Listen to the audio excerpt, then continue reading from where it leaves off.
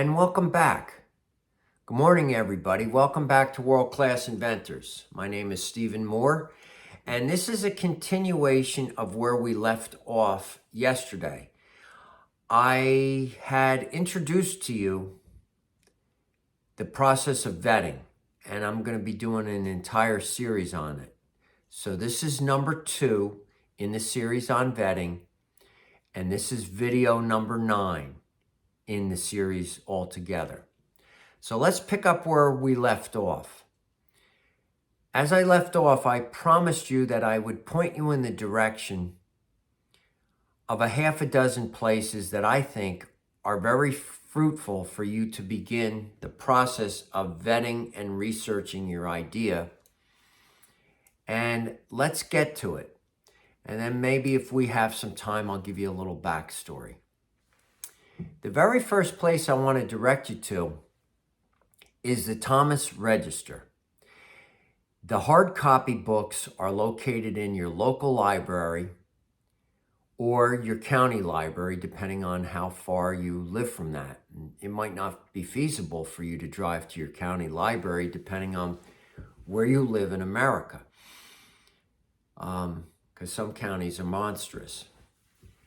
Anyway, thomas.net, Thomas Register, can be found online. And what is it? Well, it is an encyclopedia, like the old days, the Encyclopedia Britannica, the Encyclopedia of America. The Thomas Register is an encyclopedic compilation of supplies, raw materials, manufacturers, wholesalers, the whole gambit on virtually anything that you're looking for that is produced, distributed, and sold in the United States. I mean, it's awesome. So are you getting the idea now? We're vetting your product, but we're inventing. We're beginning the inventing process. This all happens gradually. It all runs in tandem. We're vetting, we're researching, but we're heading in the direction of gathering information and sources for your prototype. And once we get this all together, as we travel along and invent, we start developing our inventor's notebook, and we start inventing or developing and collating trade secrets. We then begin to think about how we're going to trademark this thing, if that's what we're going to do, or how we're going to patent it. It all builds. It's like the blob. It just moves. And it's a multi-pronged situation, but you're at the beginning of it, and it's totally exciting, especially when you think you might have the ability to cut down your work clock by what you're doing, especially when you start get your wheels turning and you start thinking about a passive income, royalties, making money, paying off your house, paying off your car, putting enough money away for your kids' college, if it's even worth sending kids to college anymore. I don't know. I think it's exciting. I think it's an option. I wouldn't be doing this if I didn't think what I did could be duplicated. So I digressed.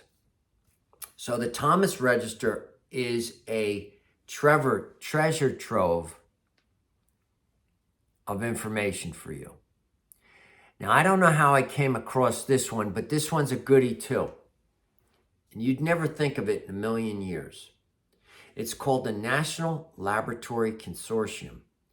These are a bunch of government-owned and operated laboratories that are located throughout the United States of America. Most of them are located on military bases, big Army bases, and Air Force bases. They're manned by, I'm sure, enlisted people, but they're mainly manned by the private sector. People who go to work every day, like the people who were flown into Area 54.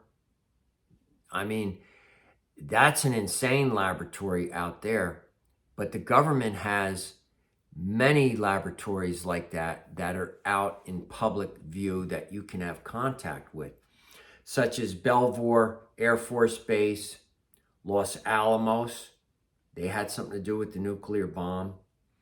Oak Ridge Laboratory, where the Manhattan Project got underway and was the focal point and the centerpiece of our nuclear bomb technology. What's amazing is they have a website now. They didn't have one when I was doing it. And of course, I'm really dating myself as a fossil, but back in 1985 through 1993, when I was doing my patents, it was all old school and manual. It was done with a pen, a paper, a telephone that hung on your kitchen wall. And if you were really ahead of the curve, you could find a fax machine if you were lucky enough and do it by fax. But there was no computers back then, not like we have today. Anyway, go on their website. It's modern. You can find the laboratory that you want. They'll put you through. You'll speak to a head of a department. That person is usually a PhD. You can converse with them. They're very helpful to the public. At least they were when I was doing it. And I was just on their website. And they look like they're still user-friendly. And their breadth and their scope has increased. Because even though America is dumbing itself down, there still is a percentage of America that is interested in science, technology, and the STEM principles. So that's a good one. That's a diamond in the rough that you wouldn't have thought of. Another one is, and this might be more obvious to you, is each and every state has a commission on science and technology. It's a whole division run by the state. Again, they avail themselves to STEM, innovation, intellectual property, development of scientific things. It's a very good place to check out. Another one that you may or may not know about is what's going on the major college campuses. College campuses now are a hotbed of intellectual property, scientific research, patents, trademarks, the development of products. And these giant universities, they devote anywhere from $5 to $15 million a year to these programs. Why do they do it? Well, I'm just talking in round figures. They have 5 to 40,000 students on campus. I'm sure they have some sort of advertising or buzz.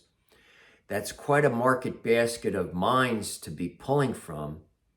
You walk into the department that offers this, it's a side department, and the department will go through your idea with you. They'll help you vet it. They'll help you get a patent, a trademark. They'll help you build a prototype. You'll team up with them. Of course, you're going to be the lesser partner. I don't know how they compensate you. But what they'll end up doing is taking your idea with your permission and your collaboration. And if it pans out, they'll offer this to their contacts in business and industry, and they'll end up licensing it. And these universities are making tens and tens and tens of millions of dollars each and every year on their licensed intellectual property portfolios. So getting in touch with a local university of note in your state, that's a very wise thing. Back when I was doing it, again, I had something specific. So I joined the Society of Automotive Engineers and the Society of Lubricating Engineers and Tribologists. And I was able to get into those societies very easily. They welcome you with open arms. And for a fee, I could end up going through their catalogs and I would download, meaning it would be mailed to me, various studies on oils, lubrication, Teflon or polytetrafluoroethylene, PTFE, and different things. And that was a treasure trove for me. So don't overlook associations and societies. Now, of course, this depends on what you're inventing and what angle you're going on. But you'd be surprised. There are societies and associations for the manufacture of many things. There are textile societies. There's ink societies. There's paint societies. There's societies for everything. So don't discount that. The other thing that I want to say, it's rather obvious. You have the idea in your head.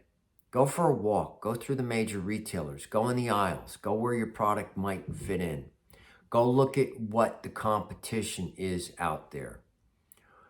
Remember, you're not inventing a new category. Very few of us ever will. I didn't invent a new category. I did not invent oil filters. I came up with an improvement for an oil filter. There's a huge distinction.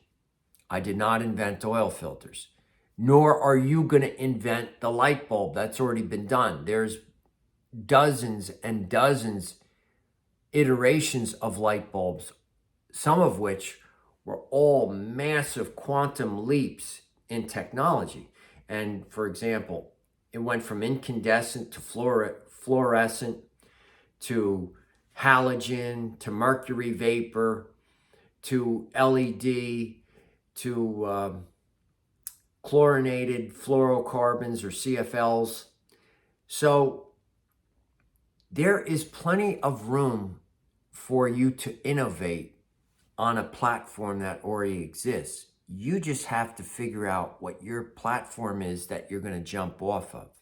And that's what this is about in great detail. Also, the internet sellers are wonderful. eBay, Amazon, Etsy. And then if you have an idea for a specific, just type in the search area your specific idea and start going. And don't end on the first page of Google. Go back as many pages as you can. You have no idea what you might stumble upon. And then, of course, there are the manufacturers and the producers of various things. So let's say I have a KitchenAid dishwasher, which I do. I can call KitchenAid. I can get to the sales department, the product support department, but I also can get in another layer deep when I'm fixing it. If I have a temperature sensor that went bad or a bad pump, they'll put me in touch with the technical department. Now, these technical departments aren't going to share their trade secrets with you. They're not going to give you anything that's proprietary information, but they're going to open up your eyes. It's always worth the opportunity and the chance to speak to a technical department, especially if you're bird dogging your idea. So the other thing that I want to say to you in closing is this. You are now on your way to inventing. You are unprotected. You haven't even filed for your provisional patent application yet. And it's a little early for you to file for it because you don't even know what you want to put in the summary. You certainly haven't formulated how you're going to do this, your claims. So basically, you're flying under the radar. Keep it close to your vest. speak in veiled terms, be friendly, be open about it, get people to talk. It's very easy to get people to talk. Show some intelligence, show some interest, and people will tell you their life story.